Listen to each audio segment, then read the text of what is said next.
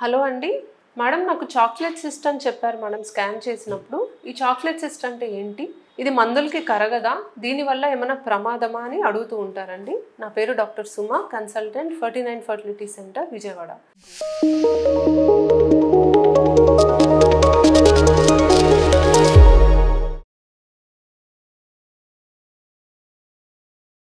So endometriosis అని ఒక condition ఉంటుంది. దీంట్లో గర్భసంచి లోపల ఉండే పొర కొన్ని సందర్భాల్లో అండాశయంలో పెరుగుతుంది. సో ఇది నార్మల్ కాదు. కొంతమందిలో ప్రాబ్లం ఉన్నప్పుడు ఈ గర్భసంచి లోపల పెరగాల్సిన టిష్యూ మనకి అండాశయంలో పెరుగుతుంది. సో ఓవేరియన్ ఎండోమెట్రియోసిస్ అంటాము.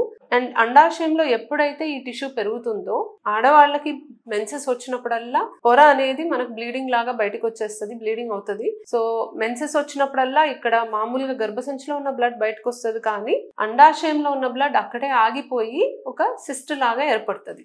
బ్లడ్ అనేది అక్కడ ఆగిపోయి చాలా కాలం అయ్యే కొద్దీ కొంచెం బ్రౌనిష్ కలర్ లో మారి చాక్లెటిష్ మనకి కలర్ లోకి కనిపిస్తుంది. కాబట్టి అంటే బ్రౌనిష్ చాక్లెటీ కలర్ లో కనిపిస్తుంది.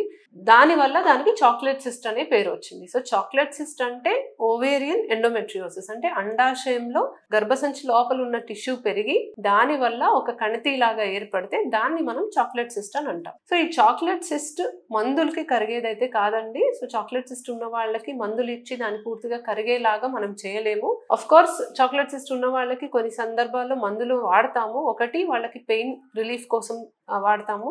రెండోది ప్రతి నెల వాళ్ళకి పీరియడ్ వచ్చినప్పుడల్లా బ్లీడింగ్ ఎక్కువ అవుతే ఆ చాక్లెట్ సిస్ట్ సైజ్ పెరిగిపోతా వస్తుంది. సో ఆ బ్లీడింగ్ అనేది కంట్రోల్ చేయడానికి కొన్ని హార్మోనల్ పిల్స్ అనేవి వాడతాము. సో దట్ ఆ చాక్లెట్ సిస్ట్ సైజ్ ఫర్దర్ గా పెరిగి దానివల్ల కాంప్లికేషన్స్ అనేవి తగ్గించడానికి. మరి చాక్లెట్ సిస్ట్ కి ఉన్న సొల్యూషన్ ఏంటి? సో చాక్లెట్ సిస్ట్ ఉన్న వాళ్ళల్లో మనకు ప్రాబ్లం ఏంటంటే ఎగ్స్ పక్కన తగ్గిపోతుంది, ఎగ్ నంబర్ తగ్గుతుంది అండ్ ఎగ్ క్వాలిటీ కూడా తగ్గుతుంది. అండ్ చాక్లెట్ సిస్ట్ ఉన్నప్పుడు అండాశయానికి గర్భసంచికి మధ్య అతుకులు ఏర్పడచ్చు, ట్యూబ్స్ కి అతుకులు ఏర్పడచ్చు, ట్యూబ్ అనేది బ్లాక్ అవ్వచ్చు, కొన్నిసార్లు పేగులకి అతుకులు ఏర్పడి బాగా పెయిన్ అనేది వస్తుంది. పీరియడ్ టైంలో బాగా పెయిన్ రావడం, హస్బెండ్ వైఫ్ కలిసినప్పుడు బాగా పెయిన్ రావడం, మోషన్కి వెళ్ళినా యూరిన్కి వెళ్ళినా పెయిన్ రావడం, ఇలాంటి సిమ్టమ్స్ అనేవి చూస్తాం. సో పెయిన్ అనేది సిగ్నిఫికెంట్ సిమ్టమ్ ఉన్నప్పుడు ఈ చాక్లెట్ సిస్ట్ ని మనం సర్జరీ ద్వారా తొలగించుకోవచ్చు. పెయిన్ ఎక్కువ ఉన్నా లేదా మనము ట్రీట్మెంట్ కి ప్రొసీడ్ అవ్వాలి, ఐవీఎఫ్ చేయాలి, వాళ్ళకి ఎగ్స్ బయటికి తీయాలి, ఎగ్స్ తీయడానికి అడ్డంగా ఉంది సిస్ట్ అంటే ఖచ్చితంగా సర్జరీ అనేది సజెస్ట్ చేస్తాం. లేకపోతే వాళ్ళకి సిమ్టమ్స్ ఏమీ లేకపోతే వాళ్ళకి మామూలుగానే ప్రెగ్నెన్సీ ప్లాన్ చేయడానికి ట్రీట్మెంట్ అనేది మొదలు పెట్టుకోవచ్చు. సో చాక్లెట్ సిస్ట్ అనేది ఉన్నప్పుడు వాళ్ళకి main risk factor egg number తగ్గిపోవడం, అతుకులు ఏర్పడటం, పిల్లలు పుట్టడానికి ఇబ్బంది అవడం. సో ఇలాంటి ప్రాబ్లమ్స్ అనేది వాళ్ళు ఫేస్ చేస్తారండి. కాకపోతే ఇప్పుడు చాలా ట్రీట్మెంట్ ఆప్షన్స్ అనేవి అవైలబుల్ ఉన్నాయి. సర్జరీ చేయొచ్చు, లేకపోతే ట్రీట్మెంట్ ద్వారా ఐయుఐ, ఐవీఎఫ్ లాంటి ట్రీట్మెంట్స్ ద్వారా వీళ్ళకి ప్రెగ్నెన్సీ వచ్చేలాగా ప్లాన్ చేసుకోవడానికి కూడా అవకాశం ఉంటుంది. చాక్లెట్ సిస్ట్ ఉంది, మాకు ఇంకా పిల్లలు పుట్టరు అని భయపడాల్సిన అవసరం లేదు.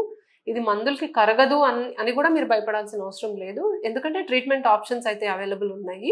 సర్జరీలో మనకున్న ఒకే ఒక రిస్క్ ఫ్యాక్టర్ ఏంటి అంటే సర్జరీ చేసినా అది మళ్ళీ ఏర్పడచ్చు. కాబట్టి అవసరం అయితే తప్ప సర్జరీ అనేది చేయకూడదండి. బికాజ్ సర్జరీ చేసినప్పుడు ఎంతో కొంత ఓవేరియన్ టిష్యూ కూడా డ్యామేజ్ అవ్వచ్చు. మాక్సిమం డ్యామేజ్ అవ్వకుండానే ఈ మధ్య సర్జరీ చేయగలుగుతున్నాము.